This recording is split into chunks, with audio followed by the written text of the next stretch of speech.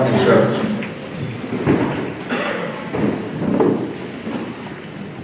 It's been quite a few years since I've had to stand before a congregation. I'm used to it, because the church was new, and we had maybe 35 to 50 members at the time. I got a phone call from Glenn on last Sunday afternoon, and asked what I was going to be doing this Sunday. I had any plans. Not really, at church. And he said, well, would you do the message? And right away I said, where's Coach? Oh, he's busy. I said, what about Tyler? No, he's a deacon candidate.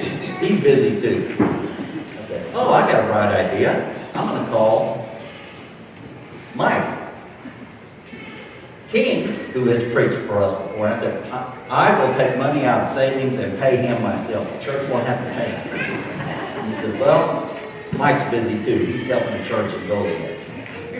I said, okay, all my options gone. And everybody I could think of, I had nobody else I could think of at the time. He says, no problem, I'll get you the outline. I have the series that we've been doing, and I'll get it to you. So Monday I go see him. He's doing all kinds of other things. I said, no, Glenn, I'm one of these people, I have to study. I just can't do it off the cuff. I have to have something, some organization. Oh yeah, I'll get it to you, I'll get it to you. Wednesday afternoon, I'm already thinking, do I have an old sermon from years back that nobody knows about, but I can pull and preach about today? Wednesday afternoon, he shows up at my house. There I got the outline. And when I opened it up,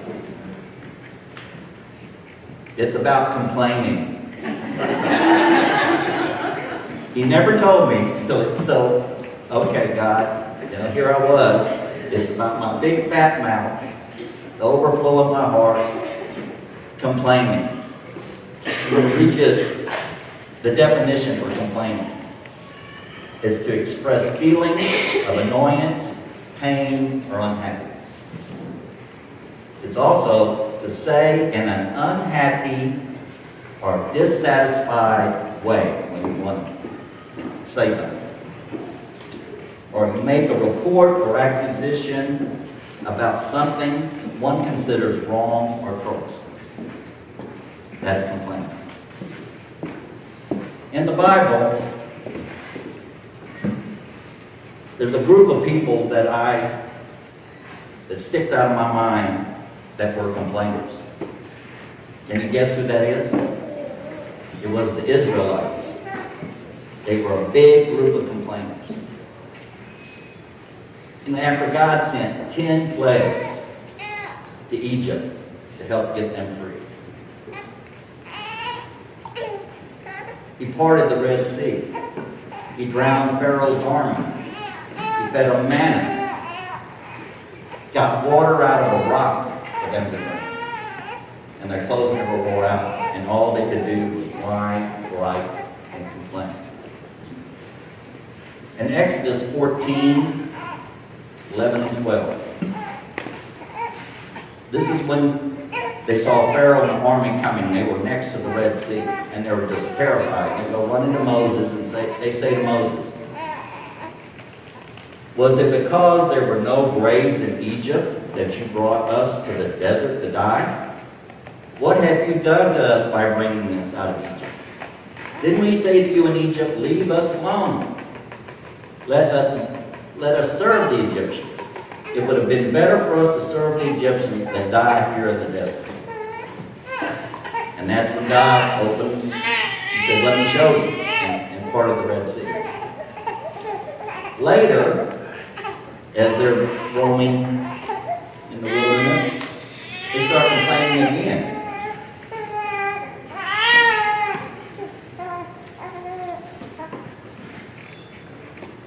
They started complaining about being hungry. That, when we were in Egypt, we had our soup pots, we had meat. So they're all grumbling against Aaron and Moses. So they go to Moses, and they do that. Said, here we are, we're going to starve out here, we're going to die, it's better for us to be in Egypt. So, this is what Moses told them, and this is Exodus 16:8. You're not grumbling against me and Aaron. You're grumbling against the Lord. The Lord has done so many things for them, and they're still not satisfied. Is anybody feeling guilty yet? You know, it's hard to find a parking place around here. Sometimes you have to park a little too far. What about your kids? Having trouble getting your kids ready this morning? You end up getting to church a little late, and your favorite spot's already taken by somebody else, or all the donuts are gone. Am I leaving out anything?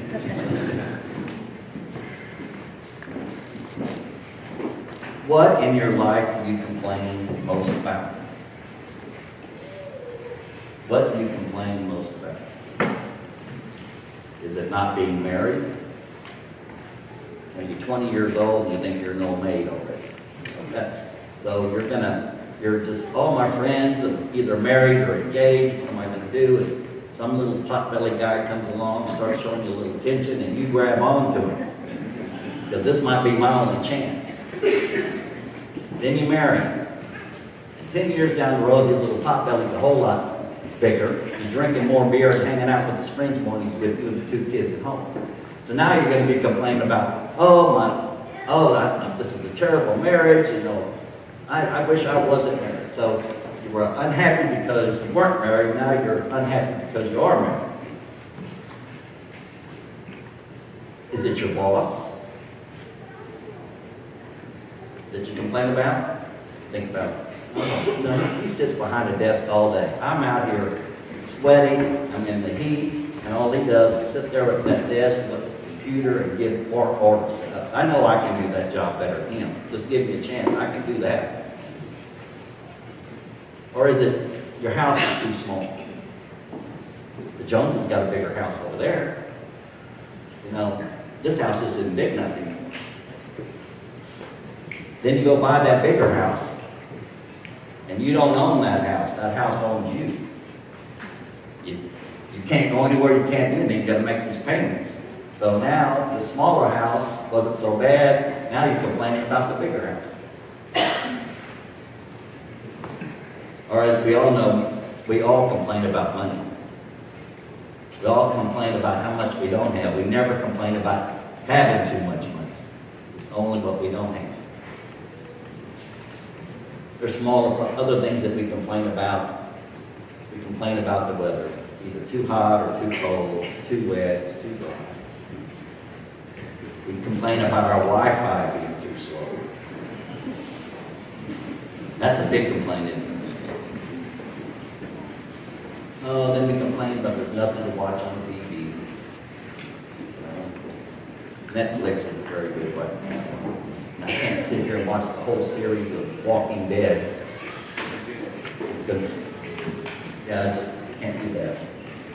You know, the problem isn't the weather. The problem isn't Wi-Fi. The problem isn't Netflix. The problem is Satan takes our eyes off the goodness of God. He distracts us.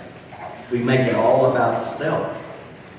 We make it about ourselves when we're whining and complaining. If there was anyone that had a right to complain in the Bible, it was the Apostle Paul. He dreamed about going to Rome as a preacher. He went to Rome as a prisoner. He waited possible execution for 2 years chained to a Roman on each side. He could have said, you know, this isn't fair, God. I'm serving you. I'm doing everything that I'm supposed to do. Now I'm in this prison. The floor is hard. The food is bad. These Romans stink. The BO, and by the way, deodorant was invented in 1888 by an unknown inventor in Philadelphia and was patented by his nurse. It was called Mons. Just thought I'd give you a little tidbit. But Paul didn't do that. He didn't complain to God about his circumstances. Philippians 2, 14, 15. He's exercising humility. Do everything without grumbling, complaining, or arguing, so that you may be blameless and pure, children of God without fault in a warped and crooked generation. So we take our situation, it's all in how we're going to react in our situations. Are we going to whine and pine? Or are we going to take our situation and try to shine in the situation?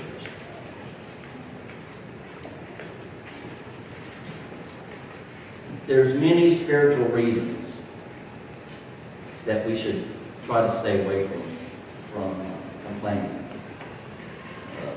Dr. Travis Bradbury did a research on complaining. Repeated complaining hotwires the brain to do more complaining. It's kind of like a practice becomes habit. You want complaining to be a practice that becomes a habit, that's all you're going to do. I know people, you know how we say, hello, how are you? There's some people I just say hello, because when I ask, how are you, they're going to tell me. I might be on a high, by the time they get through, I'm down here with them. Do we all experience that? Do we know people like that? We have family like that? We have relatives like that? We work with people like that? And you try to avoid it as often as you can. I also find that it's easier to be negative than positive. Well, we never look for the silver lining, we always look for that dark cloud. You know, like the saints, well, it's too good to be true, it's not. It's not true. Don't believe it. So we get ourselves into that mode. Okay? And it's complaining, it's a confirmation bias. We interpret circumstances based on preconceived ideas, our prejudices. For example, you know, I don't want to attend a great big church because it's all pomp and circumstance. It's a big show. They really don't care about the people. They're just out for the show and the money. They don't know me. So you pass this on to your children. And you say, oh no, we never can go to a big church because that's not a big deal. And that's an anything you do. You can say that. Like my example of the young woman that got married was so unhappy. So her experience was really bad. Let's say they divorced. And then she said, all men are bad. All men are bad. They're all no good. So what do? You put yourself in that mindset. If you can change your circumstances, do something about it. Whatever your circumstance is, if it's changeable, do something about it. Get out of that mindset. Get out of the dark. Find something positive about your circumstance. Say an example. Okay, we have small groups here. So maybe there's a small group, you're a single person, and you don't fit into the other there's not a small group that's for single people. There's only married or older. What would you do to change your circumstance? Start a small group for singles. Get involved with the singles. That's one way you can change your circumstance. If you're not happy in that circumstance, do something about it to improve it. Now, if you can't change your circumstance, you change your perspective. Say your circumstance could be a health issue that you have no control over. Are you going to sit there and muddle in what's going on? Or are you going to try to work the best that you can in your situation? It might give you an opportunity. Let's just say, I'm just making this up, that you're a young person that's suffering an illness that's going to be a long-term time. You might not ever get over it. but you spend a lot of time in the hospital or rehab trying to get better. You're given an opportunity to witness to people. They're a captive audience for you. If you think about it that way.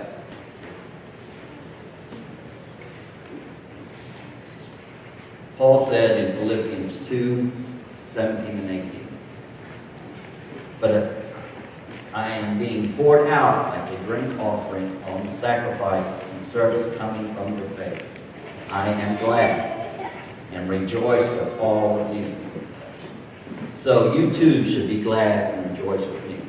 What he was talking about was the church. This was the church of Philippi that he started, and how it was growing, and they were maturing and getting to the people and spreading the gospel. He's in prison, but he has such joy for them, and he wants them to be joyful for him also.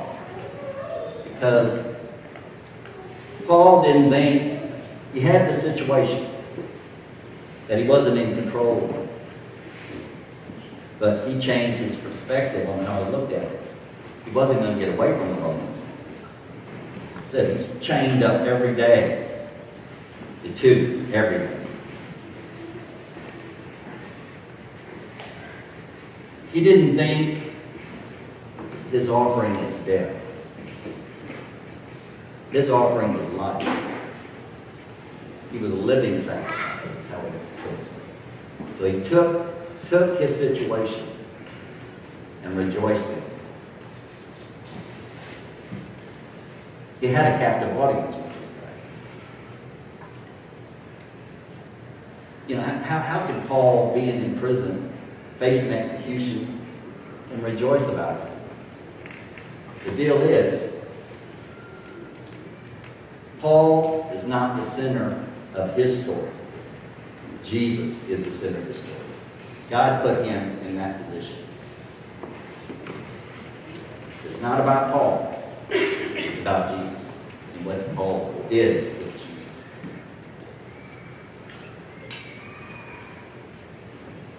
Philippians 1:12-13.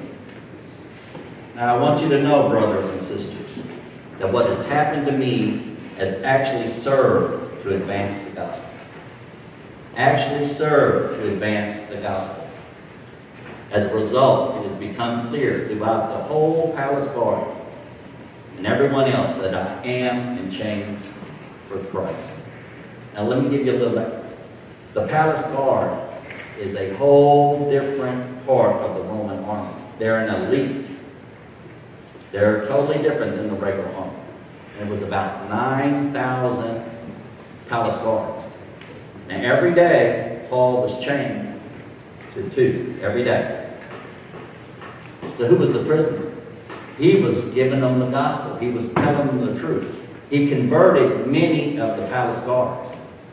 And these palace guards told other palace guards the gospel and converted them. So who was the prisoner? You have these guys every day. They couldn't get away from him. And many were saved just through that. Like he said, you think I'm the prisoner? He wasn't the prisoner. That's why he was so joyful. An old preacher said, when you're down to nothing, God's up to something.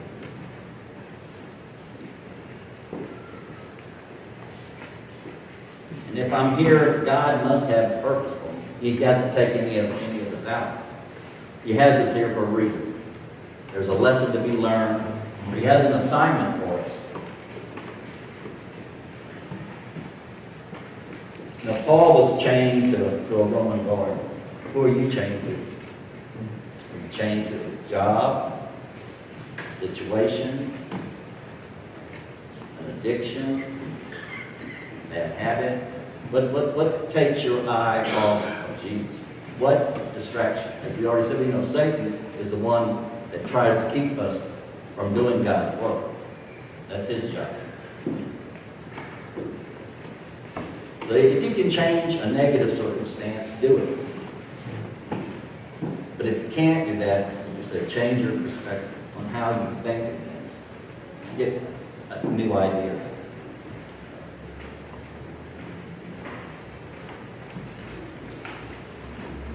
As Paul said, even if I'm being poured out, let's put your own self in that. Even if I'm 21 years old and very ill, even if I didn't get that job, even if I don't get married, even if I'm financially strapped, I'm going through a difficult season. Don't see it as a problem.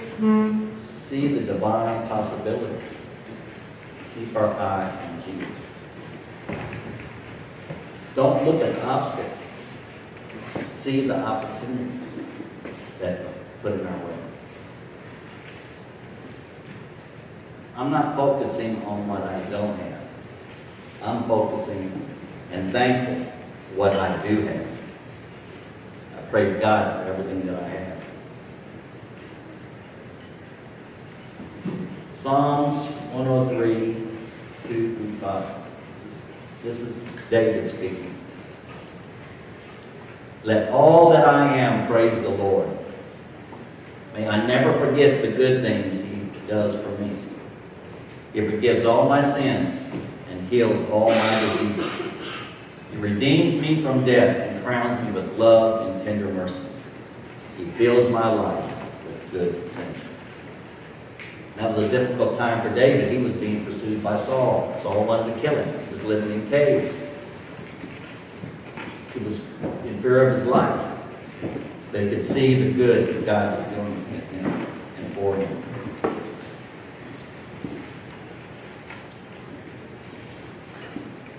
I don't know who I'm speaking to right now. And life is hard. We all have problems. There's things that we can all complain about.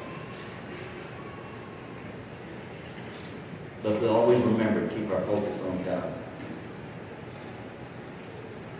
For God is here for us in all things. All the praise go to God. I'm going to ask the band to come up. We're going to have early lunch today. But I want to tell you a story. This isn't a story, it's a truth.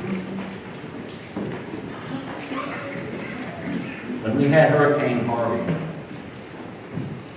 I got a phone call from my brother asking me if my youngest brother could come stay with me. He has health issues. He's on disability. He's on oxygen 24 hours a day. And he lived by himself in Victoria, not in a very good place. He was afraid for his safety and well-being. So I said, yes, let him come to Pueblo stay with me. Then I get a phone call from my oldest son.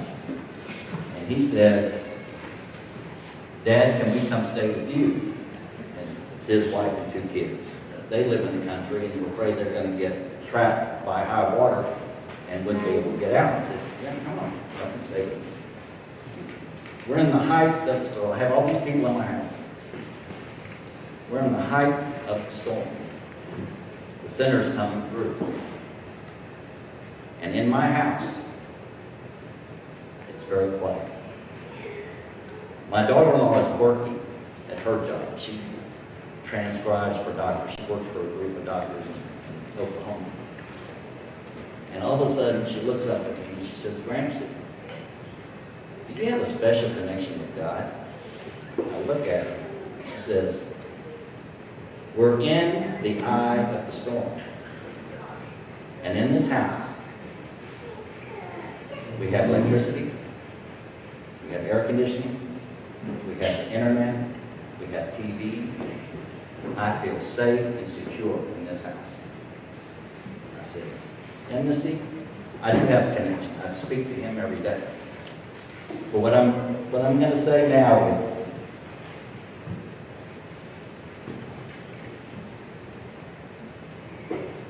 I didn't, if I'd have lost electricity, if I would have lost the internet, if I would have lost my roof, whatever, I have something here in this house.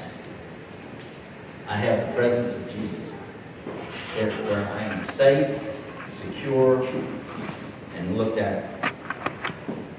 So that's my invitation. Everyone who knows Christ understands what I'm saying right now, right? You understand that we have that security. I'm talking to the ones that are on the borderline or don't believe. It's time to make a decision. That's what the invitation is about.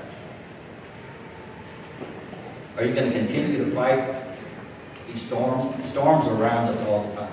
That was a natural storm. But we're in a storm every day of our lives, in our circumstances, and how we react. You need someone to help you in that storm. The storms of life. Somebody you can rely on. Somebody that sticks closer than a brother. Who will never leave you or forsake you. And that's Jesus Christ. And that's my invitation.